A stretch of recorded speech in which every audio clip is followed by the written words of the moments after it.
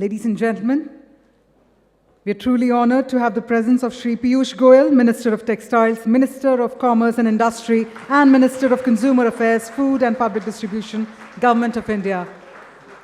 Thank you so much, sir, for joining us this evening. And we're also joined by Divya Gokulnath, the co-founder of Byju's, and Mr. Saahil Goel, co-founder and CEO Shiprocket. In fact, Shri Goel's presence here today is a testament to his commitment to promoting digital innovation and development in India. So we are deeply privileged to have Shri Piyush Goel with us today, and I'm certain that his keynote address will also provide us with valuable insights into the future of the digital industry in India.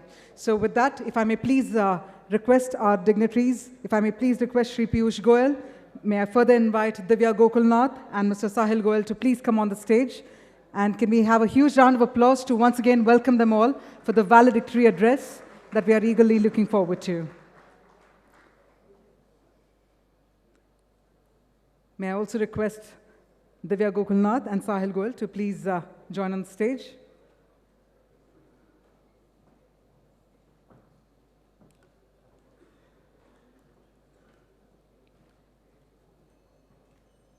Thank you very much once again for joining us at the 17th edition of the India Digital Summit. Ladies and gentlemen, as part of the valedictory address, first up, we have with us none other than Divya Gokulnath, who is the co-founder of Byju's, the world's leading edtech company, and she's fondly known, most importantly, as a teacher and also a mentor to millions of students on the platform, and she's now scaling Byju's international business across multiple countries. So first up, can we have an inspiring round of applause as I invite Divya Gokulnath to present the welcome address. Thank you very much. Honorable Minister, Shubha sir, and my dear friends, as a representative of not just the education and the startup community, but in many, many ways, the digital India business, I have to say that I stand here today as a very, very proud Indian. Proud of my country, proud of my government, proud of my Prime Minister. What Prime Minister Shri Narendra Modi ji has done with Digital India has not only enabled people to lead lives with greater convenience, but equally with greater dignity and the greatest hope as we march forward in this Amrit Kal. Ultimately, equity and equality are the pillars of democracy, and nothing is more democratic and more equal than the ability to access education of the highest quality, irrespective of your background or location, through the help of technology. Indeed, India's EdTech has been built on the foundation of Digital India and has been nurtured by Startup India. Our entrepreneurial courage is only getting stronger every year.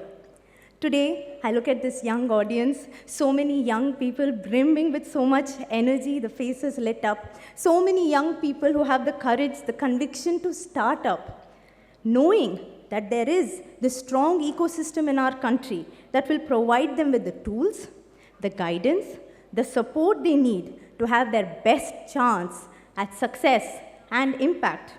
Not only that, we also have probably the largest and the fastest growing consumer base of any country in the world.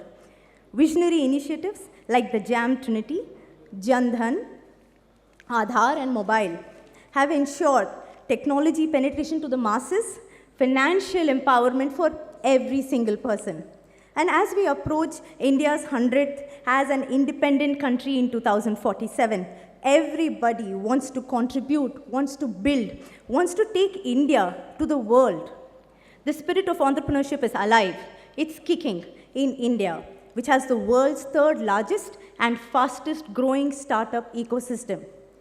I would be remiss if I didn't commend our government and forward-thinking leaders like Piyush ji for carefully crafting considered policies to create such an environment.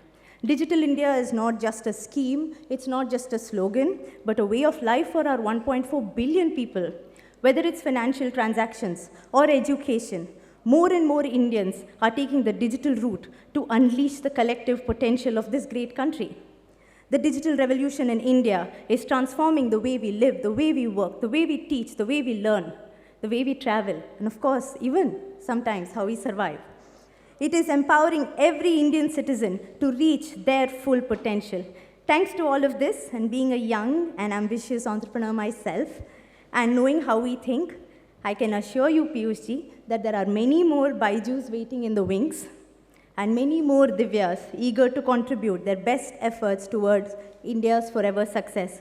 I remember Piyush ji's address in the Startup Council where he said, let us dream to do 47 by 47, that is, let's make India a $47 trillion economy by 2047.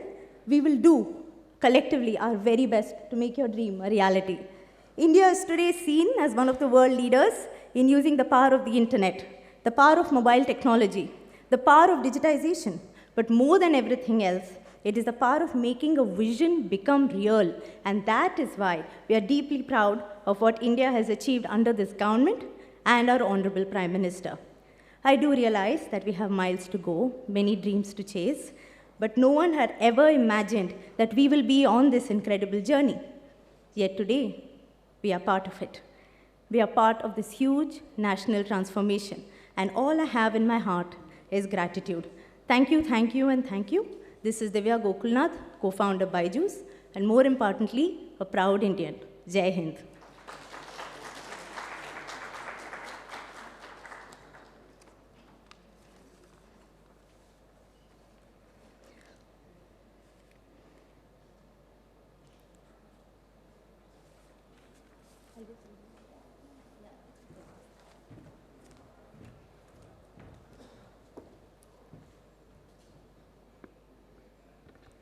Thank you very much, Divya, for those pioneering thoughts.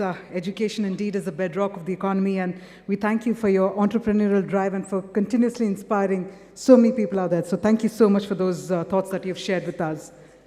Ladies and gentlemen, on that note, we have the august presence of Shri Piyush Goel, who's the Minister of Textiles, Minister of Commerce and Industry, and Minister of Consumer Affairs, Food and Public Distribution, Government of India. In fact, he's also the leader of House in Rajya Sabha and India's former G20 Sherpa.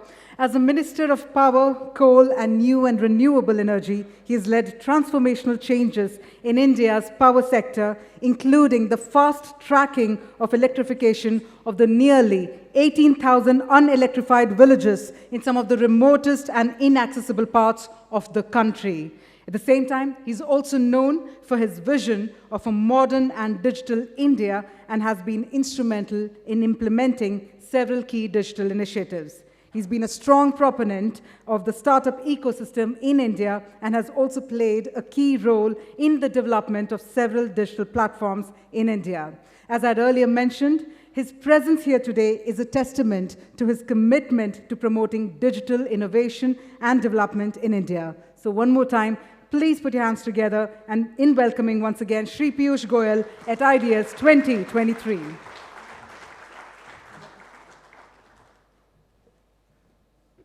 Thank you very much, Madam. Ms. Divya Gokulnath, Saahil, all the young entrepreneurs, startup techies, most of you would be techies, I imagine. I still remember at a series of engagements in Silicon Valley when everybody was introducing themselves. I am from IIT here, IIT there. And after several engagements, my colleague, who is also IIT but also IIM, when he had to introduce himself, he said, I am from IIT Madras. And he didn't talk about his IIM Bangalore. So I asked him afterwards, I thought he used to be very proud about both. Why did you not mention IIM Bangalore? He said, it doesn't work here. IIT is the only thing that works in the Silicon Valley. But the good part is that India has come of age when it comes to the digital world. I still recall 22 years ago, when 1999, when the Y2K bug had threatened to literally put an end to the digital world then prevailing. we in India saw a number of IT companies come up to address the challenges of Y2K. I remember large contracts being given out. Most of you would have been very young at that time, so maybe something for you to do a little research on.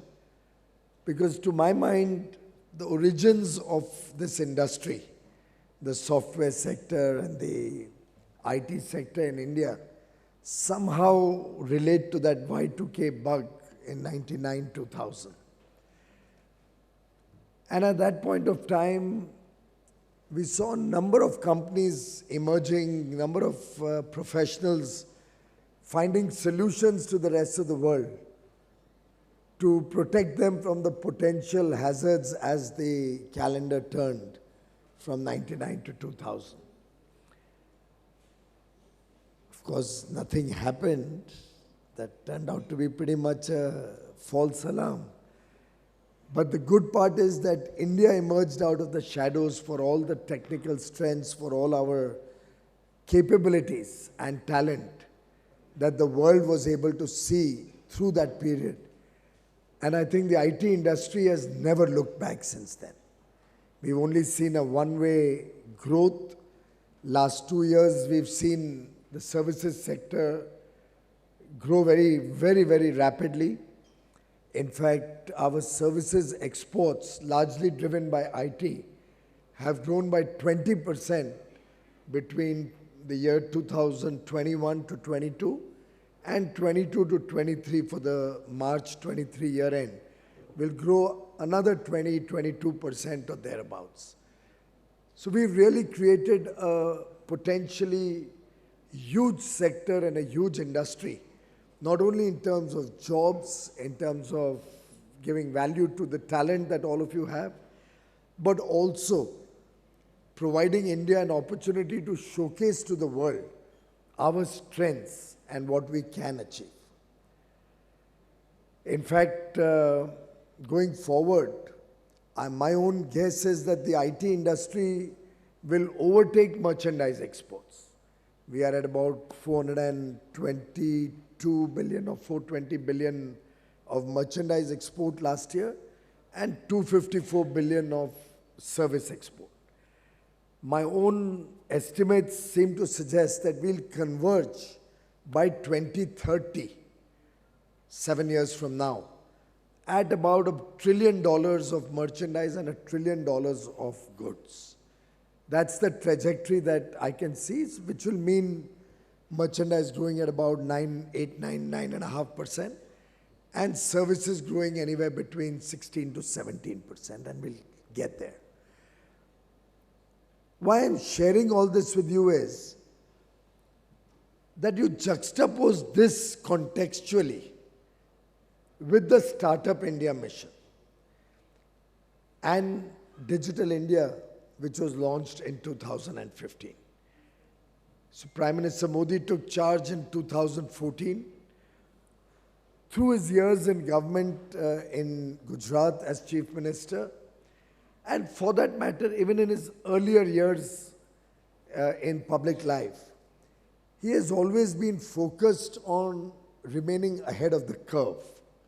He believes that technology is going to be the driving force as the country evolves itself, wants to develop its economy, wants to become a prosperous country.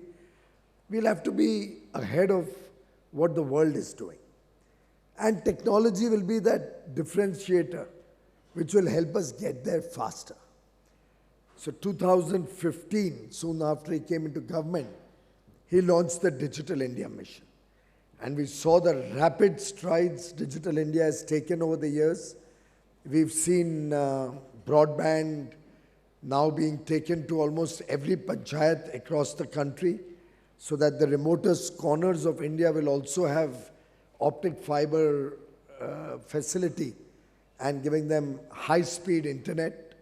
Mobiles is a story which does not need any repetition. 800 million odd smartphone users is not a small number. I suspect today, just like a refrigerator, or for that matter now even a television is no more a luxury. become more a necessity or almost there in every home through the length and breadth of the country, we would probably have a smartphone, at least one in every phone, every family, almost across the country. And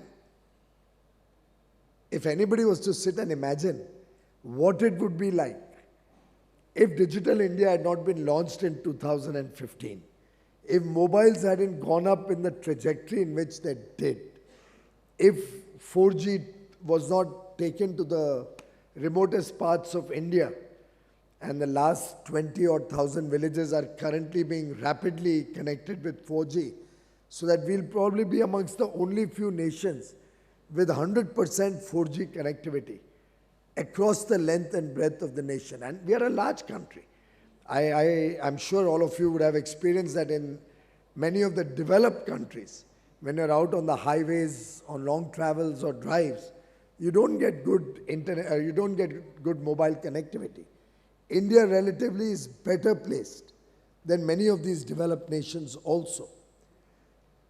5G has been launched on 1st October. I'm told that by the end of this year, calendar year 23, we'll see significant amount of cities, probably 100 plus, 125 cities and towns which would be 5G enabled. And the speed with which technologies are becoming available for Indian consumers and Indian businesses, Indian entrepreneurs, is truly the envy of the world.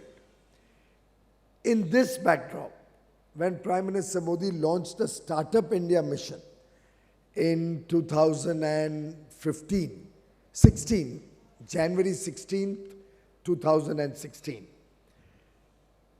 my own sense is that, was it January 6th or January 16th? Somebody just Google it quickly. We had probably 4 or 5 startups at that time in India, which were unicorns. We would have had about 500 odd startups registered in the ecosystem, 4 or 5 of them as unicorns. 16th of January 2016. And I still remember at that time, most people were very confused, what is the Startup India mission? In fact, I think many people are even now confused. Entrepreneurship and startups are often used interchangeably. People are not able to understand the difference, or maybe are not yet fully aligned with the concept of Startup India. And I think what you are doing in your entrepreneurial journeys is significantly adding value to any thought process or any way of living or any way of working that a common person carries out in his day-to-day life, or a business conducts themselves in a particular way.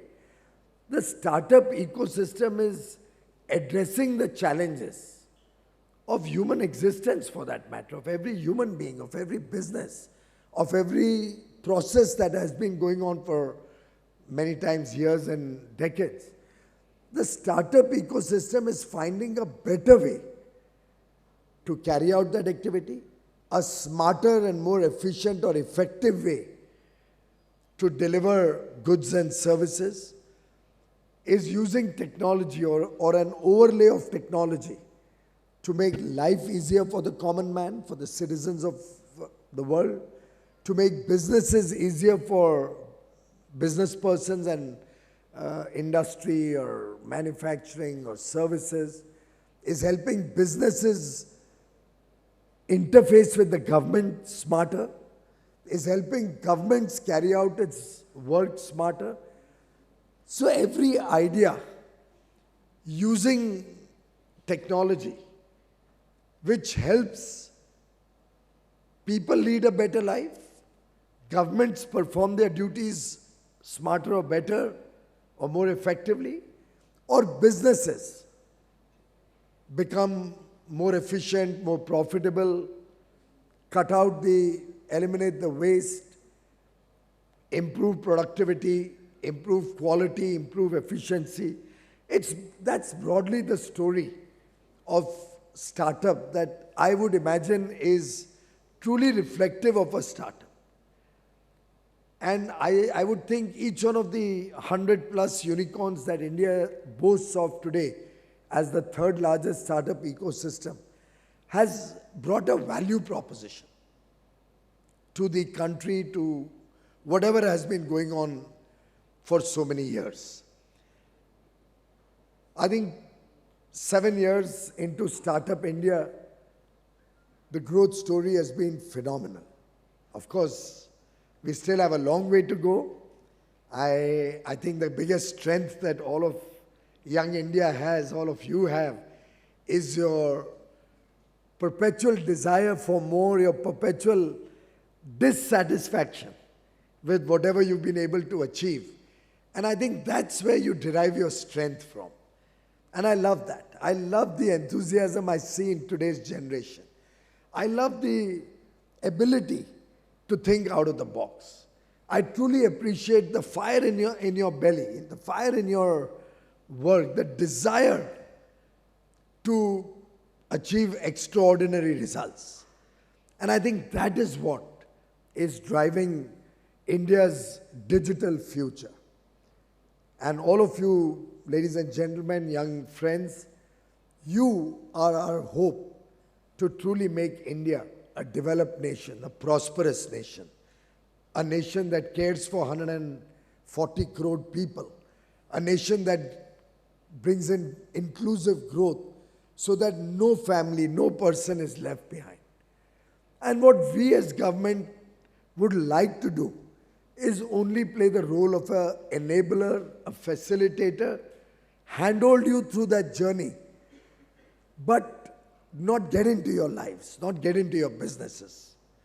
In fact, if one was to ever ask me what was the one single point which one would attribute for the success of the IT sector in India, I would probably say it's because they kept government out of their business. Unfortunately, at that critical phase, 99 to 2004, 98 to 2004, Y2K story started around 97, 98. In that 6-year period, Prime Minister Atal Bihari Vajpayee was at the helm of affairs, and he actually kept government totally out of the business of the IT sector. And that's, to my mind, the biggest strength why the IT sector today is now making such rapid strides, is showcasing its work through the length and breadth of the country and across the world. Why today TCS can be the lead sponsor in a marathon in New York amongst 7 locations worldwide. Why we have our startups being talked about wherever I go in the world. Every country today wants to have a startup bridge with India. Not because of us, because of you. They want to engage with you. Our role has been in building the credibility and the trust that the world today has in India. Prime Minister Narendra Modi has actually been able to create a situation where when you showcase your Indian passport anywhere in the world, it carries value with it. I mean, I have heard of so many instances where even NRIs or colleagues who are not living in India, and certainly many of us, have experienced the disdain with which we were treated at immigration lines in many countries.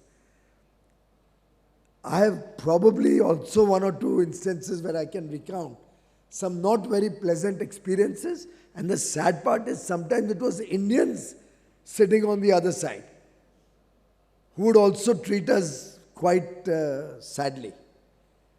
But today, you go anywhere in the world and you say you are from India, there's a mark of respect, there's expectation from all of us, there's an understanding that this is an emerging superpower, there's recognition it's the fastest growing large country in the world and expected to continue to do so for many years, possibly decades into the future.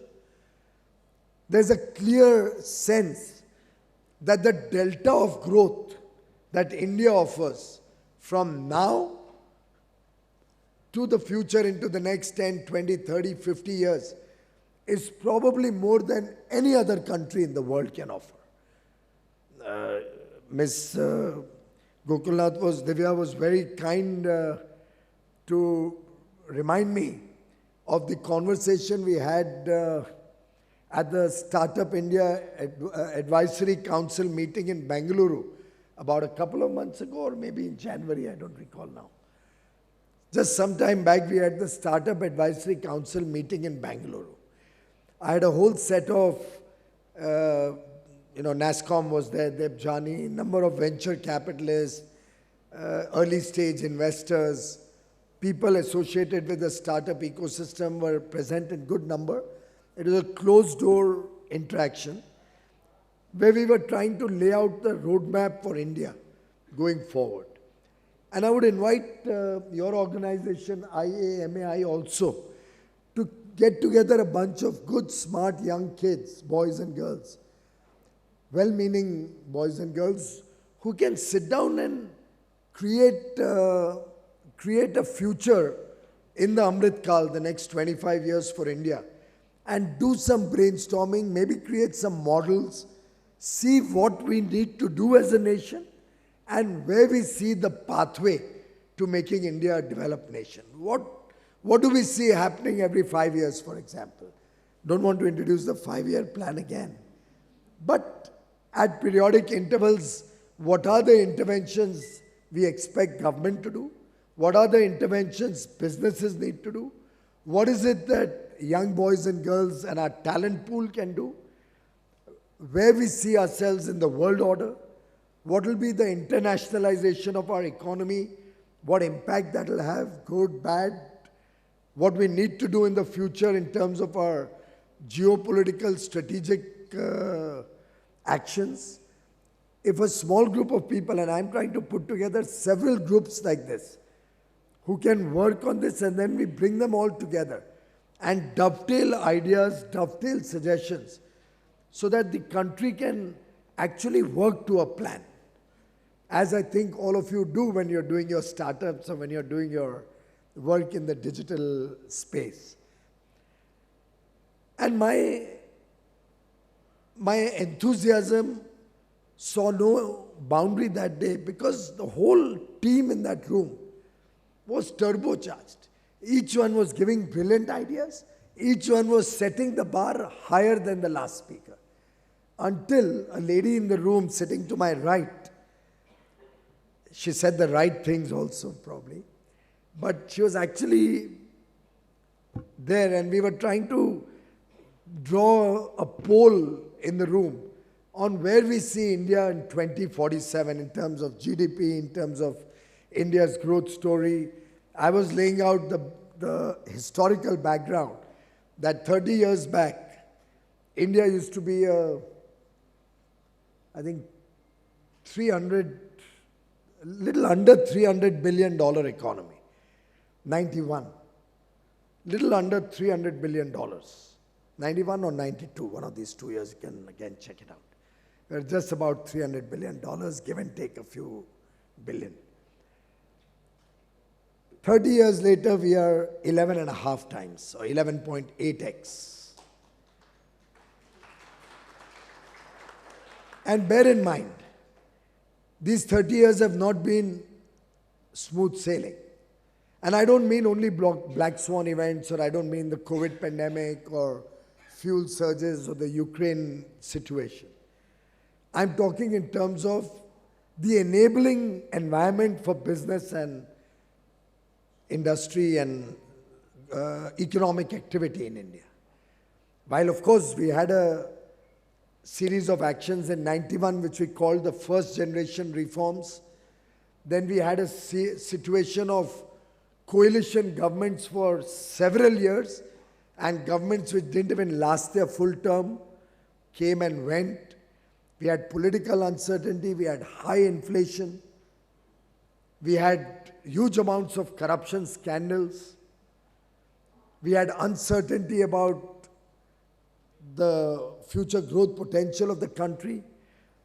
Despite all of that, if the country could grow 11.5 or 11.8x in 30 years, given the strong foundational work that has happened in the last few years, given the fact that today we have fundamentals or the macroeconomic character of the economy as a very strong, vibrant economy, the fact that we are considered a trusted partner across the world, the fact that countries are literally wishing to expand trading arrangements, free trade agreements, comprehensive economic partnerships with us across all continents in the world. The fact that we have a decisive leadership, forward-looking leadership, we have technology, the latest technologies with which we engage with today. We have a talent pool which is truly outstanding. We produce the maximum number of STEM graduates in India annually. We have a huge diaspora of 30 million across the world who can add value to our own efforts, who are also in a way potentially large investors. I don't know if you have ever studied, but China's growth story came largely not out of foreign direct investment of foreigners. It was the overseas Chinese who put in the maximum money into their own country. And the overseas Indians are not wanting to be far behind. My own engagement with all of them seem to suggest they want to do much more in India. We have to grab the opportunities. We have to give good deals. We have to give good offerings. We have to give good products, services, value propositions. There are many, many, many overseas Indians, and apart from that, of course, the whole world today is looking for investment avenues. We've had a little hiatus because of high interest rates in the US and Europe, UK, due to high inflation. But my own gut feeling is that it's a temporary phenomenon, which will have to be turned quickly. Otherwise, growth story in the developed world is going to take a big hit.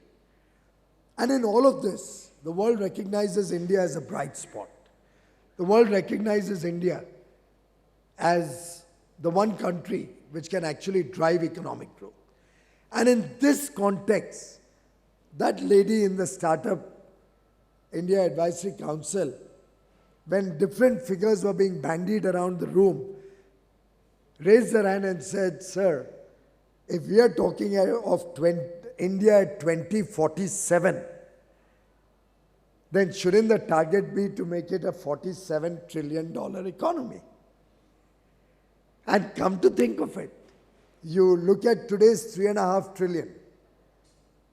We are almost saying a similar level of growth, what we saw in the last 30 years, albeit achieving it in 25 years, which I think should not be a challenge, given the fact that so many things have happened in the last decade or so, 8-9 years, which have completely changed the way the young Indian thinks, the way India works.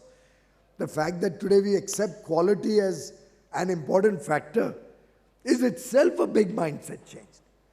Many of you youngsters may not have experienced it, but certainly some of us older people in the room, not too many here, but the older people in the room will remember, you go to the market, you'd always be looking for a product which said, "for export quality."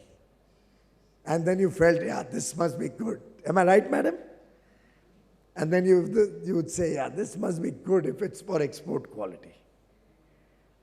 Are the Indian consumers, and here I speak as Consumer Affairs Minister, I don't think Indian consumers deserve a raw deal. I think they deserve the very best, whether in goods or in services. But I find the country today is willing to accept quality and its importance. I was at a program this morning at Greater Noida, and frankly, if any of you has the time, I would urge you as youngsters to visit this Elecrama exhibition, going on in Greater Noida. Tomorrow is the last day.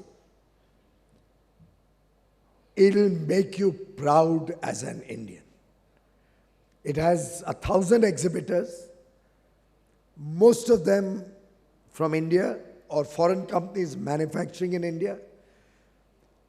I'm told in the entire 1,000 companies, there's only one company from an unfriendly northern neighbor who's not liked by anybody in the world today. And there, when I spoke about quality and putting in quality control orders and strict quality parameters on all electrical and electronic goods, the welcome to the idea that I received in a large audience was music to my ears. And personally, I think if just quality becomes the mantra of this nation, coupled with sustainability, which in any case I think we have all accepted given what's happening in the world. We are all conscious of our responsibility as global citizens that we'll have to address the problem of climate change. So going back to what Prime Minister Modi had articulated, the Z factor, zero effect, zero defect. If we just accept this as our mantra, can you imagine how we can transform this country? How sustainability, green energy, and clean planet, or a good effort towards making the world a better place to live in, can drive economic growth on the one hand, and how quality can become our calling card.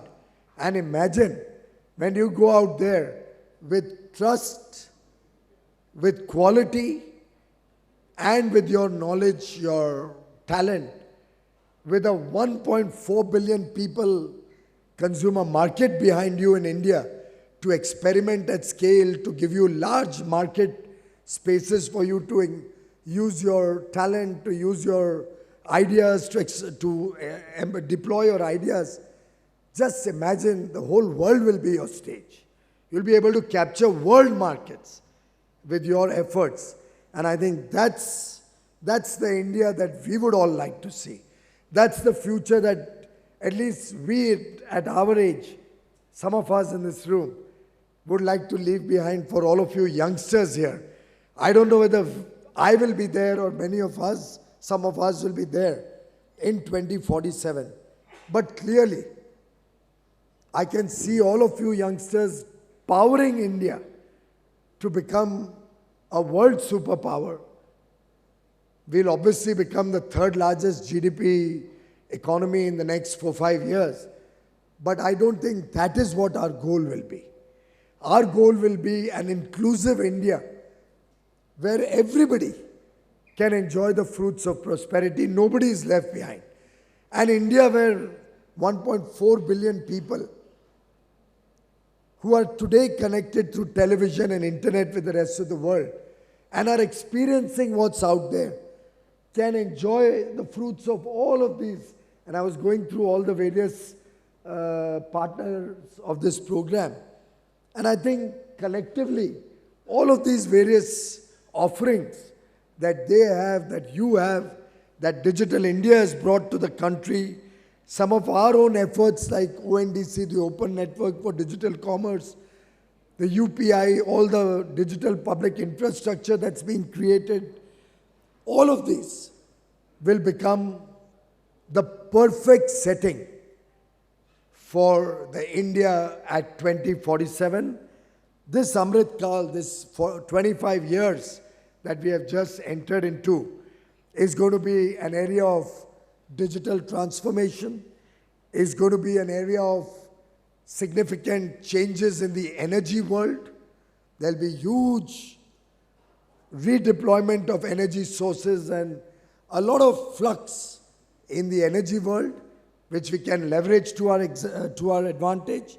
And very clearly, resilient supply chains are going to determine the future world order.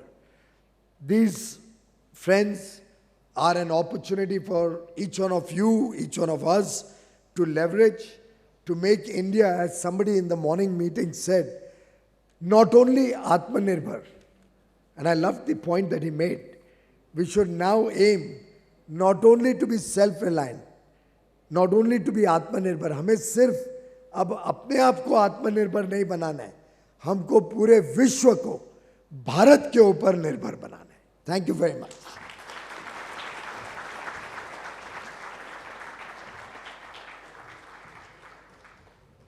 Thank you very much, sir. In fact, your words are a guiding force to our ambition and India's ambition. And we thank you for sharing your valuable insights into the future of digital industry in India. Can we have another huge round of applause?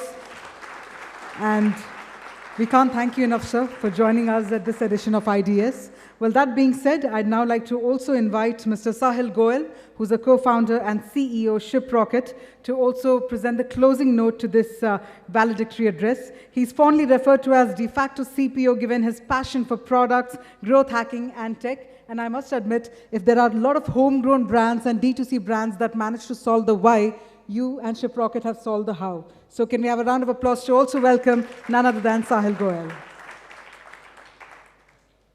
Thank you for a wonderful speech, Honorable Piyush Goyal ji. I was going to make notes so I could recap in my closing note, but I was finding it hard because I was so raptly listening to every word you were saying. And I want to thank you for all of us here today for your speech. I could not agree more. You know, I think India has come of age.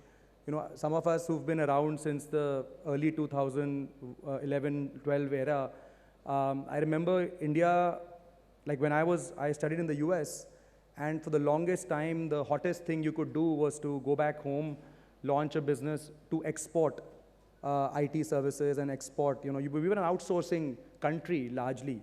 And that was a big achievement, you know, if you could get into that sector. And while that's grown by leaps and bounds, as Sir just mentioned, you know, it's a projected $1 trillion market soon, you know, along with goods being another $1 trillion by 2030. I think what's also happened is what started as a knowledge outsourcing hub for India, we became an IT tech outsourcing hub, you know, doing IT-enabled services. Then we became product tech outsourcing into India. And in the last 5 years, you know, I feel, and I'm sure a lot of you guys in the room would agree that we have increasingly become India tech for India. So in the last 5 years, what I have noticed is that there's a lot of capital investment, lot of intellectual investment, and a lot of support, including all the initiatives from the government, as well as from the ecosystem at large, which are going behind making India and building for India. And this is across all segments. So clearly, it feels like India is coming of age, sir. And through the years, all the initiatives such as Startup India, Digital India, think about it, it's only 7 years ago. It's not that long. And we have seen a rapid growth in the market basis the launch of those initiatives. Sir mentioned the difference between a startup and an entrepreneur or entrepreneurship. I think it is not a trivial one. It can sometimes be confused very, very easily. But the reality is, I think startups are more driven by a mission to change how things are done, driven by a vision of how the future of the world can look. They are much more normative in their thinking, and then putting a plan and then driving towards it of the future of how the world could look or how India could look. And I love the word dissatisfaction. I think it's such a great word that, you know, we don't actually mention it or articulate it like that. We talk about hunger, we talk about drive, but I love that word, sir. I think dissatisfaction is a great word. It's my word for the year. Setting the bar higher constantly. And I think the whole narrative around trust in India, it's a beautiful one, right? And we've all experienced it one or the other way, especially if we've been traveling overseas. That's when you get a real perspective of how India is perceived across the world. And I also agree with you, sir. You know, India truly is making its mark. The way folks talk to us overseas, including the immigration line, all the way to our colleagues or our friends and family overseas. I do think India is emerging as a superpower. A lot of countries know that. You know, I speak to a lot of venture capitalists across the world, and India right now is on everyone's roadmap. It is the place where all of the growth is happening.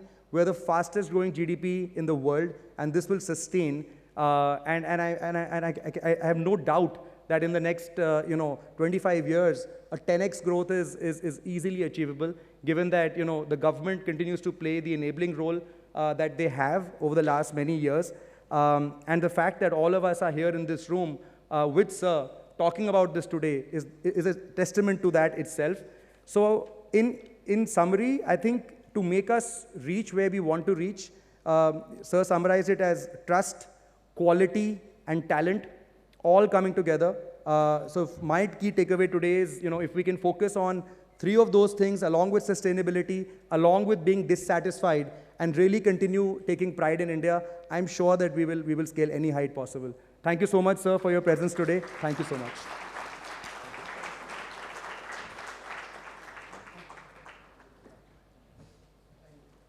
Thank you very much, Saahil. Thank you indeed for sharing your valuable thoughts. Once again, thank you very much, Shri Piyush Goel ji. Thank you, Divya, for joining us.